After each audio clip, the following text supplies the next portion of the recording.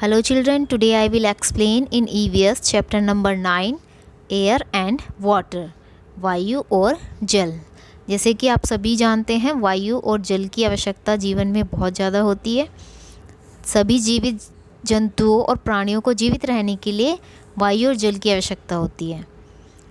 अपने चैप्टर को स्टार्ट करते हैं। First point is air. The earth is surrounded by a layer of air. पृथ्वी चारों तरफ से एक परत से घिरी हुई है जिसको हम बोलते हैं atmosphere. This layer of air is called the atmosphere, और इस परत को हम एटमॉस्फेयर के नाम से जानते हैं। Above the atmosphere is space. Atmosphere के ऊपर का जो स्थान होता है उसे स्पेस बोलते हैं। There is no air in space. Space में कोई भी वायु नहीं होती है। Every living things need air to breathe. प्रत्येक जीवित वस्तुओं को जीने के लिए सांस लेने की आवश्यकता होती है। Air contain many gases. वायु में बहुत सारी गैसेस भी होती हैं। The oxygen gas present in the air helps to burn food in the body to provide energy which helps to perform work. हवा में मौजूद ऑक्सीजन गैस ऊर्जा प्रदान करने के लिए शरीर में भोजन को जलाने में मदद करती है, जो काम करने में मदद करती है। We can not see air but can feel its present. हम वायु को देख नहीं सकते बट इसको फील कर सकते हैं, महसूस कर सकते हैं। There is more air close to the surface of the earth. पृथ्वी की सतह के करीब वायु अधिक पाई जाती है। Higher up there is less air. जैसे ही ऊपर बढ़ते चले जाते हैं वहाँ पर वायु कम होती चली जाती है। There is very little air on high mountains. High mountains ऊंचे पहाड़ों पर आपको वायु कम देखने के लिए मिलेगी, वहाँ पर वायु कम पाई जाती है। नेक्स्ट टॉपिक इज़ वाटर, जल। Water is a wonderful gift given to us by nature. Water, जल एक बहुत सुंदर गिफ्ट है जो नेचर ने हम सबको दिया है। We can not live without water. हम पानी के बिना जीवित नहीं रह सकते। Water is present in all the things we eat and drink. पानी उन सभी चीज़ों में उपस्थित होता है जो हम खाते और पीते हैं। Plants and animals too can not live without water. Plants, पौधे और जीव जंतु भी पानी के बिना जीवित नहीं रह सकते। We can see, feel, taste and drink water. हम पानी को क्या कर सकते हैं? देख सकते हैं, फील कर सकते हैं, टेस्ट कर सकते हैं और उसको पी भी सकते हैं। Water exist in 3 forms, namely ice water and water vapour, steam. Water की 3 फॉर्म्स होती हैं, ice, water and water vapour. Next topic is ice. Ice के बारे में आप सभी जानते हैं। आइस का मतलब होता है बर्फ़। In very cold countries and up in the high mountains the ground is covered with snow. In very cold countries, बहुत ठंडे प्रदेशों में, बहुत ठंडे देशों में आप क्या देखते हैं? हाई माउंटेन्स में the ground is covered with snow. वहाँ की जो ग्राउंड होता है वो स्नो से घिरा होता है चारों तरफ से। स्नो मीन बर्फ़ से। The water of the ocean, the river and the lakes get frozen. और सागर, नदी और झील का पानी भी वहाँ पर जम जाता है अधिक ठंड होने की वजह से। It change into ice. और वो किस में चेंज हो जाता है? आइस के रूप में चेंज हो जाता है, बर्फ़ के रूप में। We can see, feel and crush the ice. हम आइस को क्या कर सकते हैं? सी, देख सकते हैं, फील कर सकते हैं और उसे क्रश कर सकते हैं। Ice is the solid form of water. Ice जल की सॉलिड फॉर्म होती है and has a definite shape, और उसका एक निश्चित आकार भी होता है। Ice is lighter than water. Ice पानी से कैसी होती है? लाइटर होती है, हल्की होती है। That's why it's floats on water. इसीलिए ये पानी पर तैरती रहती है। There is a diagram, ice floating on water and ice cubes. Next topic is water. Water as we see is in liquid form.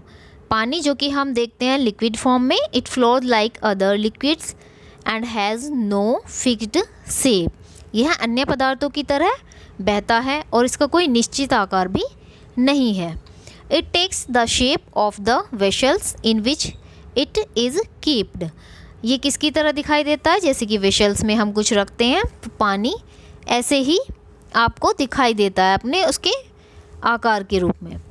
The sea is a big store house of water. Sea समुद्र भी क्या कहलाता है? Store house कहलाता है, जल का store house, क्योंकि वो बहुत बड़ा होता है और उसमें पानी भी बहुत होता है। Next topic is water vapour और स्टीम। वाटर वेपर को स्टीम के नाम से भी जाना जाता है। वाटर वेपर मीन्स भाप या वाष्प। When we put wet clothes out to dry, जब हम गीले कपड़ों को बाहर ले जाते हैं सुखाने के लिए, the water from the clothes goes into the air, तो कपड़ों के अंदर का जो पानी होता है वो भाप बन के वायु में उड़ता रहता है। We can't see water in the air, हम पानी को वायु में नहीं देख सकते, because it has become a gas, क्योंकि वो क्या बन चुका होता है? वो गैस बन चुका होता है पानी। This gas is called water vapour, और इसी को हम, उस गैस को ही हम वाटर वेपर के नाम से जानते हैं।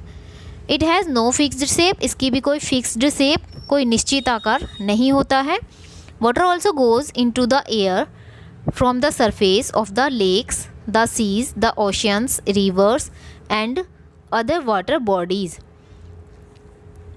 पानी लेक्स की सरफेस से, सी की सरफेस से, ओशन की सरफेस से, river and other water bodies की सरफेस से ऊपर उड़ता रहता है वाष्प के रूप में। Next topic is change of one form of water into another. पानी का एक अवस्था से दूसरी अवस्था में परिवर्तन होना। Water can be change into ice by cooling and into water vapour by heating. पानी की जो अवस्था है वो आइस में किसके द्वारा चेंज होती है? कूलिंग के द्वारा। जब हम पानी को ठंडा करते हैं, फॉर एग्ज़ाम्पल आपने फ्रिज में कुछ पानी रखा फ्रीज़र के अंदर, तो कुछ समय बाद आप क्या देखेंगे, या कुछ घंटे बाद आप क्या देखेंगे, उस पानी का आइस बन जाती है। And into water vapour by heating, और वाटर वेपर में हमें चेंज करना है तो हम उसको क्या करेंगे? हीटिंग करेंगे, उसे गर्म करेंगे। गर्म करने के बाद उसकी वो वाष्प में बदल जाता है। Take some liquid water in a tray and place it in the freezer of a refrigerator. इसके लिए हमें छोटा सा एग्जाम्पल करके देखना होगा। हमें कुछ पानी लेना होगा ट्रे में, और उस पानी को हमें फ्रीज़र में रख देना होगा, रेफ्रिजरेटर के अंदर। आफ्टर सम टाइम, थोड़ी देर बाद, we shall find the water in the tray turn into ice. आप क्या देखेंगे?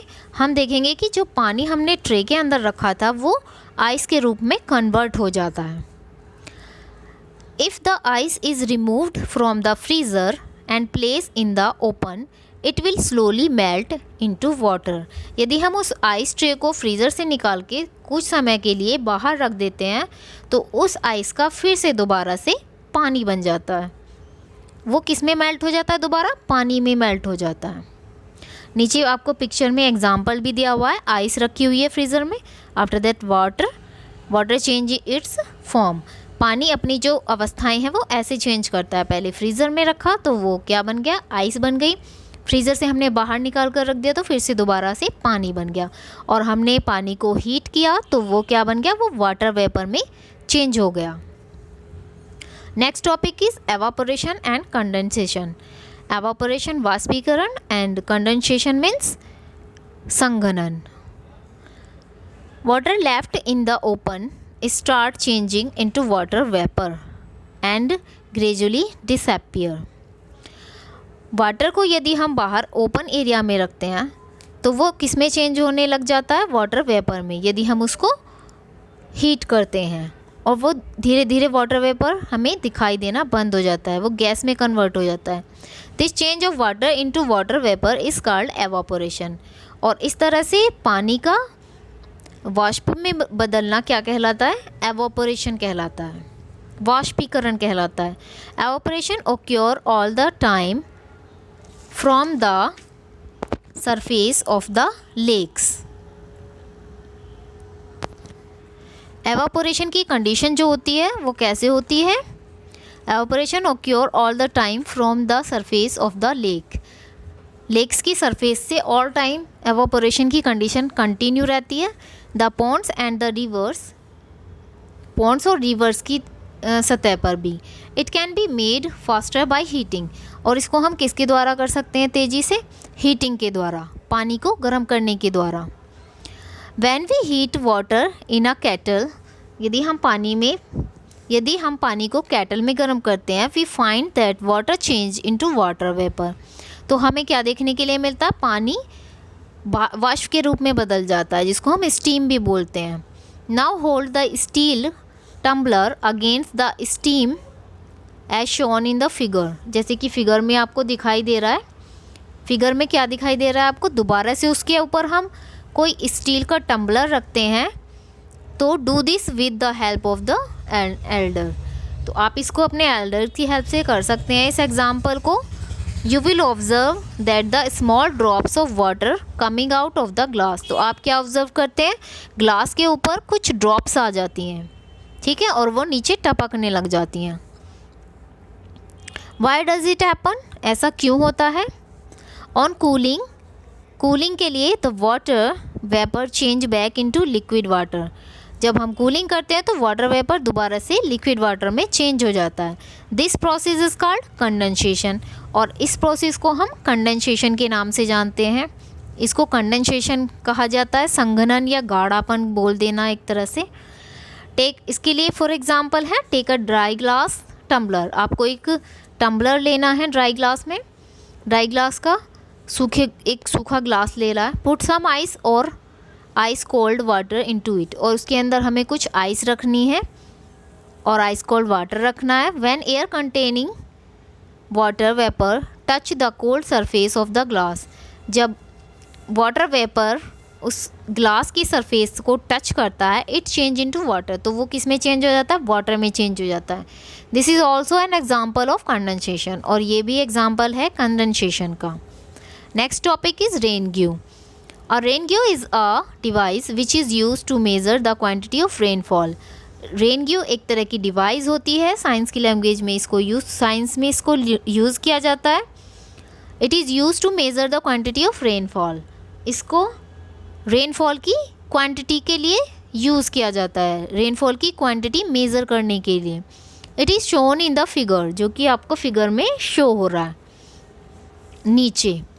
Rain water entering from the funnel collect into a collecting tube.